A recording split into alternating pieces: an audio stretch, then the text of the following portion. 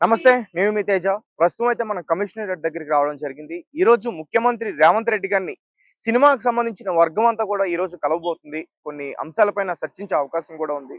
ముఖ్యంగా రేవంత్ రెడ్డి గారు అలాగే బట్టి విక్రమార్క ఈరోజు సినిమా ప్రొడ్యూసర్‌తో గాని, అలాగే చిన్న హీరోలు, అగ్ర హీరోలు వీళ్ళందరితో పాటు కొన్ని చర్చలైతే ఈ కమిషనరేట్ ఆఫీస్‌లో అయితే ఈరోజు పెట్టడం జరిగింది. అయితే రీసెంట్‌గా అసెంబ్లీలో రేవంత్ రెడ్డి గారు కొన్ని వ్యాఖ్యలు చేశారు. ఇక నుంచి బెనిఫిట్ షోలు ఉండవు. అలాగే టికెట్ల రేట్లు పెంచడం విషయంలో కూడా ఒక్కసారి ఆలోచించి వ్యవహరిస్తామంటూ కూడా కొన్ని వ్యాఖ్యలు అయితే చేశారు. సో ఒక్కసారిగా ఆయన అలా చెప్పడం తర్వాత సినిమా ఇండస్ట్రీకి సంబంధించి వీళ్ళందరూ కూడా చాలా భయపడ్డారని చెప్పాలి. ఎందుకంటే అసలు సినిమా మొదటి రోజు కలెక్షన్స్ మీదే ఆధారపడుతుంది. ఆ బెనిఫిట్ షోస్ పడితేనే ఆ కలెక్షన్స్ వల్లే సినిమా ముందుకెళ్లే ఛాన్సెస్ ఎక్కువగా ఉంటాయి.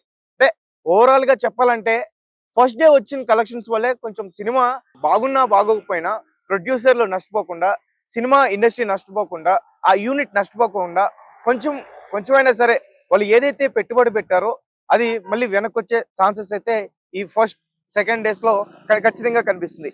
మరి అలాంటి 2 రోజుల్ని కూడా వీళ్ళు చాలా కీలకంగా తీసుకొని మేము ఆచితూచి వ్యవహరిస్తామంటూ కూడా రేవంత్ రెడ్డి గారు చెప్పడం. సో ఇదంతా కూడా వీళ్ళందరికీ కొంచెం భయపడ్డారని చెప్పాలి.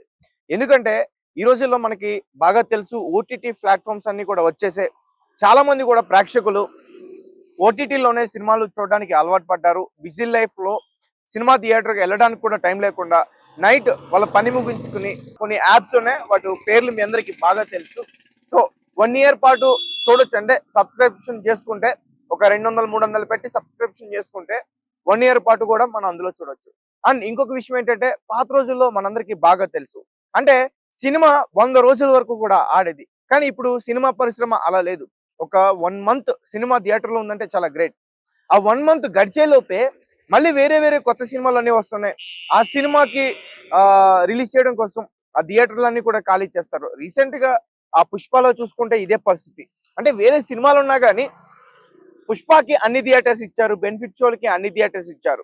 సో కాబట్టి పుష్ప అంత కలెక్షన్స్ రాబట్టగలిగింది. అండ్ మనందరికీ బాగా తెలుసు, అంటే ఇండియాలోనే ఎక్కువగా థియేటర్స్ లో రిలీజ్ అయిన మొట్టమొదటి సినిమా పుష్ప 2.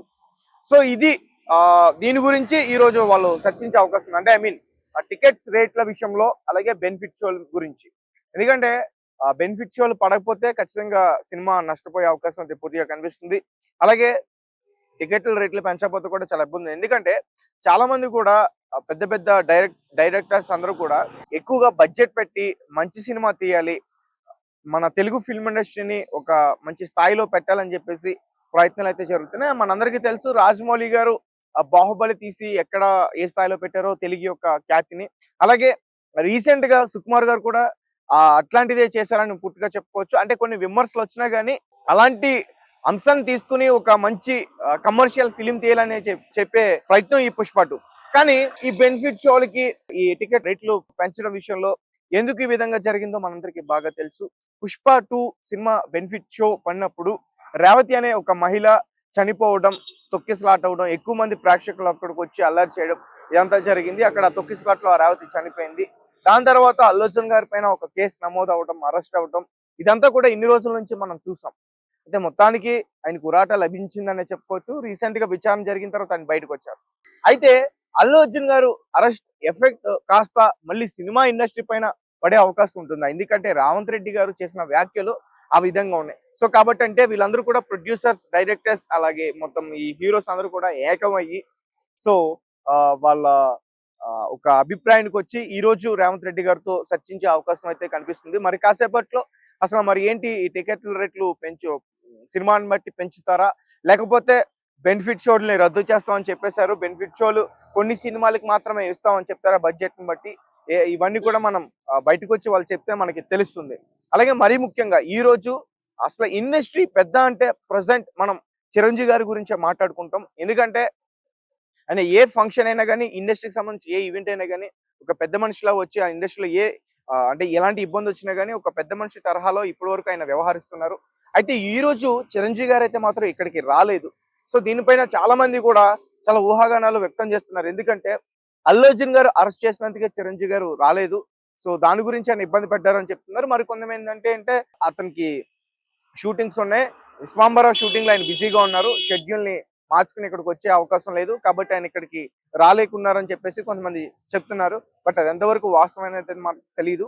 అండ్ ముఖ్యంగా మెగా ఫ్యామిలీ నుంచి అయితే కొంతమంది హీరోలు వచ్చారు. వరుణ్ తేజ్ అలాగే సాయిధరం తేజ్ కొంతమంది హీరోలు అయితే వచ్చారు. ఇంకా చాలా మంది ఇప్పుడిప్పుడే ఎదుగుతున్న కిరణ్ అబ్బవరం కానీ, హరిశేష్ కానీ ఇంకా చాలా మంది కూడా హీరోలు అయితే వచ్చారు. కానీ అగ్ర హీరోలు అయితే మాత్రం ఇక్కడికి రాలేదు. అండ్ డైరెక్టర్స్ అయితే వచ్చారు. అండ్ మనకు అందరికి బాగా తెలుసు, ఇంతకు ముందు జగన్మోహన్ రెడ్డి గారిని కలవడానికి చాలా మంది హీరోలు వెళ్ళారు. ముఖ్యంగా అందులో చిరంజీవి గారు ఉన్నారు, ప్రభాస్ ఉన్నారు, వెంకటేష్ ఉన్నారు. చాలా మంది జగన్మోహన్ రెడ్డి గారితో మాట్లాడడానికి వెళ్ళారు. అదంతా కూడా మనం చూసాం. కానీ ఇక్కడ చూసుకుంటే మాత్రం అప్పుడే వెళ్ళిన వ్యక్తులు అయితే మాత్రం ఇక్కడ లేరు. ఇక్కడ అందరూ కూడా ముఖ్యంగా డైరెక్టర్స్ ఉన్నారు, అలాగే ప్రొడ్యూసర్స్ ఉన్నారు, చిన్న హీరోలు ఉన్నారు.